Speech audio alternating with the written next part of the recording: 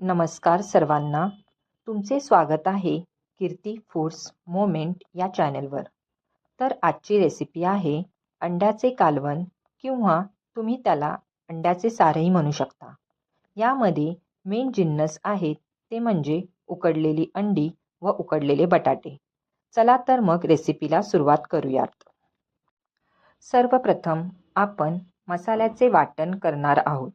त्यामध्ये लागणारे जिन्नस आहेत ते म्हणजे सुकं खोबरे, कांदे, लसूण, आले, हिरव्या मिरच्या, कोथिंबीर आणि गरम मसाल्यांमधील लवंग, मिरे, दालचिनी, जिरे, धने, खसखस, बडीशॉप.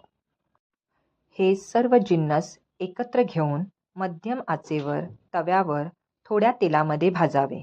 खरपूस होईपर्यंत भाजावे. खरपूस झालेले हे मिश्रण थंड करण्यासाठी ठेवावे. नंतर त्याचे वाटण करण्यासाठी त्याला मिक्सरमध्ये एकजीव करून वाटावे. मसाल्याचे प्रमाण किती घ्यावे हे मी डिस्क्रिप्शन बॉक्समध्ये मेन्शन केलं आहे. तुम्ही ते नक्कीच बघाल. या मिश्रणात थोडे पाणी वतून त्याला चांगले एकजीव करावे. वाटण तयार झाले आहे.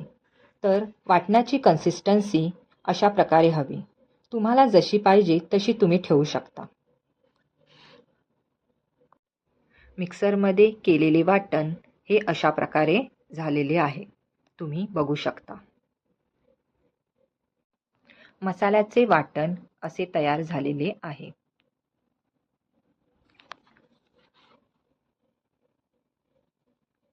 आता उकडलेली अंडी आणि उकडलेले बटाटे यामध्ये थोडी मीठपूड टाकून त्याला एकत्र करावे.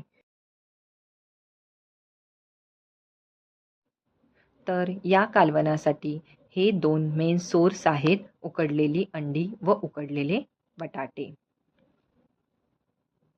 नंतर मध्यम आचेवर एक कढई ठेवून त्यामध्ये थोडे तेल घ्यावे.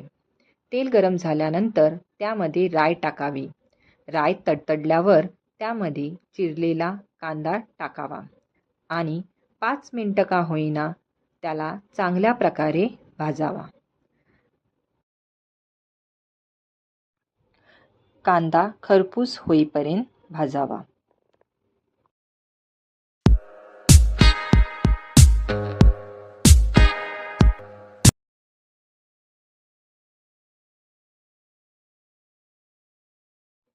अशा प्रकारे कांदा चांगला खरपूस झालेला आहे.